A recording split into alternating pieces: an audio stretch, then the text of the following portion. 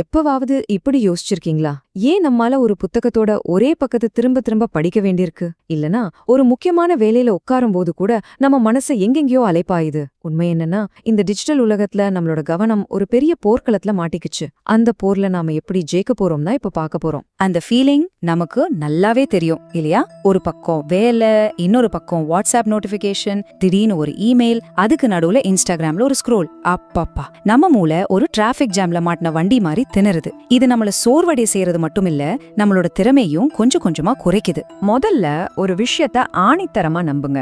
இது உங்களுடைய தனிப்பட்ட பலவீனம் கிடையாது. நம்ம கவனத்தை எப்படியாவது ஈர்க்கணும்னு டிசைன் செய்யப்பட்ட ஒரு உலகத்துல தான் நம்ம வாழ்ந்துட்டு இருக்கோம். அதனால இந்த கவனக்குறைவு உங்களுடைய தோல்வி இல்ல, இந்த சூழலோட ஒரு விளைவு, அவ்வளவுதான். இப்போ நாம எல்லாரும் ஒரு சூப்பர் பவர்னு நினைச்சிட்டு இருக்கிற ஒரு பெரிய பொய்ய உடைக்க போறோம். ஒரே நேரத்துல பல வேலைகளை செய்யறது, அதுதான் ப்ரொடக்டிவிட்டின்னு நினைக்கிறோம். ஆனா அறிவியல் என்ன சொல்லுது தெரியுமா? அது நம்ம மூளைய மெதுவா சிதைக்கிற ஒரு பழக்கம்னு சொல்லுது. இங்கேதான் ஒரு சுவாரஸ்யமான விஷயம் இருக்கு. நாம மல்டி டாஸ்கிங் செய்யும்போது நிஜமாவே ஒரே நேரத்துல 2 வேலையை செய்யறதில்ல. அதுக்கு பதிலா நம்ம மூளை ஒரு வேலையில இருந்து இன்னொரு வேலைக்கு ரொம்ப வேகமா தாவிக்கிட்டே இருக்கு. ஒவ்வொரு தடவை தாவும் போதும் அது தன்னோட ஆற்றல்ல ஒரு பகுதியை இழக்குது. இதை எப்படியே கற்பனை பண்ணி பாருங்க. உங்களுடைய ஒர்க்கிங் மெமரி, அதாவது செயல்படும் நினைவகம்ங்கிறது ஒரு சின்ன போஸ்டட் நோட் மாதிரி தான். அதுல ஒரு சில வார்த்தைகளை மட்டும் தான் எழுத முடியும். நீங்க பல வேலைகளை செய்ய முயற்சிக்கும் போது அந்த சின்ன நோட்ல பல விஷயங்களை திணிக்க முயற்சி பண்ற மாதிரி தான். கடைசியில குழப்பம் தான் மிஞ்சும். ஆச்சரியமா இருக்குல்ல?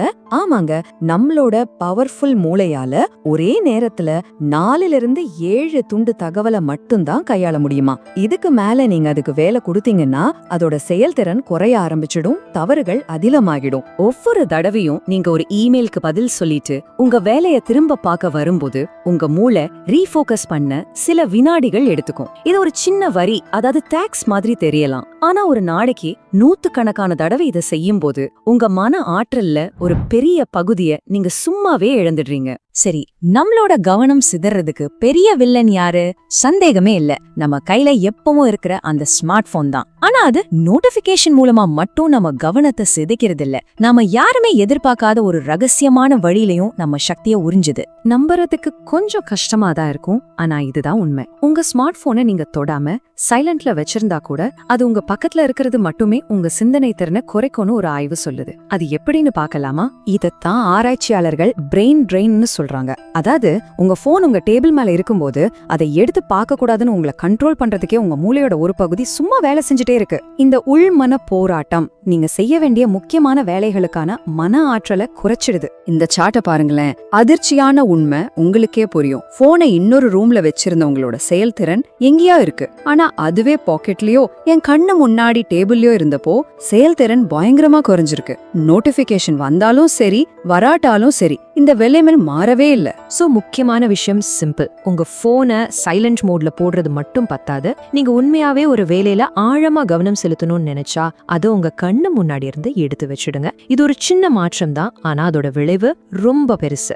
ஓகே, வெளியில இருந்து வர்ற டிஸ்ட்ராக்ஷன்ஸ் பத்தி பேசிட்டோம். இப்போ நமக்குள்ளேயே இருக்கிற ஒரு பெரிய எதிரிய பத்தி பாப்போம், தள்ளி போடுதல். இத நாம ஒரு குண குறைபாடுன்னு பாக்குறோம், ஆனா அதுக்கு பின்னாடி இருக்கிற சைக்காலஜி முற்றிலும் வேற.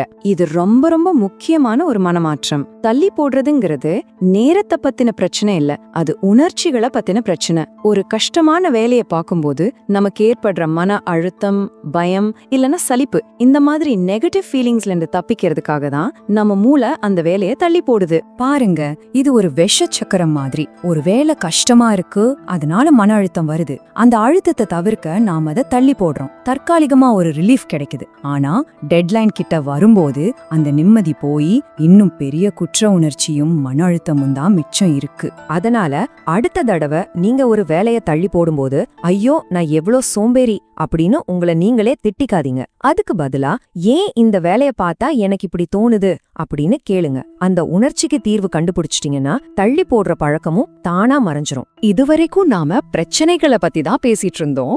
இப்போ ஒரு அற்புதமான மாற்று பார்வைக்கு தயாராகுங்க. ஒருவேளை உங்க சிதறிய கவனமோ பல விஷயங்கள்ல உங்களுக்கு இருக்கிற இருக்கிற ஆர்வமோ ஒரு பலவீனம் இல்லைன்னா அதுவே உங்களுடைய தனித்துவமான சூப்பர் பவரா இருந்தா என்ன செய்வீங்க? இந்த உலகத்துல 2 விதமான புத்திசாலிகள் இருக்காங்க.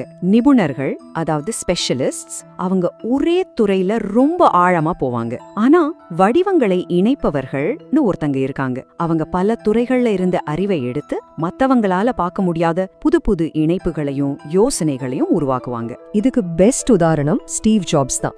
காலேஜ்ல இருந்து டிராப் அவுட் ஆனப்புறம் சும்மா பொழுதுபோக்குக்காக கத்துக்கிட்ட ஒரு கையெழுத்து கலை பல வருஷம் கழிச்சு கம்ப்யூட்டர் உலகத்தையே மாத்தோன்னு அவரே நினைச்சு பார்த்திருக்க மாட்டார். சம்பந்தமே இல்லாத 2 துறைகளை அவர் நினைச்சதாலதான் இன்னைக்கு நாம அழகான ஃபாண்ட்ஸை பயன்படுத்த முடியுது. உண்மையான புத்தாக்கம்ங்கிறது ஒரு பெட்டிக்குள்ள அடைஞ்சு கிடக்கிறது இல்ல. அது கலை, அறிவியல், டெக்னாலஜி, மனித நேயம்னு பல துறைகள் சந்திக்கிற புள்ளியில தான் பிறக்குது. உங்களுடைய பல ஆர்வங்களும் அந்த சந்திப்பு புள்ளிகளை தான் உருவாக்குது. சரி, இந்த ஆற்றலை எப்படி பயன்படுத்துறது? 1. உங்களுக்கு தோன்ற சம்பந்தமே இல்லாத மாதிரி இருக்கிற ஐடியாஸ ஒரு நோட்ல எழுதி வைங்க. 2. உங்ககிட்ட இருக்கிற திறமைகளை தனித்தனியா பார்க்காம அதையெல்லாம் எப்படி கோர்த்து ஒரு புதிய கதையா சொல்லலான்னு யோசிங்க. 3. எந்த குற்ற உணர்ச்சியும் இல்லாம புதுசா ஏதாவது கத்துக்க கொஞ்ச நேரம் ஒதுக்குங்க. நீங்க பாதியில விட்ட கிட்டார் கிளாஸ், டிராயிங் இல்ல வேற ஏதாவது ஒரு கோர்ஸ், இதெல்லாம் உங்க தோல்வியோட சின்னங்கள் கிடையாது. அவை உங்க மனத்தோட்டத்துல விதைக்கப்பட்ட விதைகள். அவை சரியான நேரத்துல முளைச்சு வேற யாராலையும் உருவாக்க முடியாத ஒரு தனித்துவமான படைப்பை உருவாக்கும். அதனால உங்க சிதறிய கவனமும் பல ஆர்வங்களும் ஒரு குறைபாடு இல்ல. அது ஒரு புதையல் பெட்டி. அந்த பெட்டியில இருக்கிற வெவ்வேறு ரத்தினங்களை ஒன்னா சேர்த்து இந்த உலகத்துக்கு நீங்க என்ன புது அழகான படைப்பு கொடுக்க போறீங்க யோசிச்சு பாருங்க.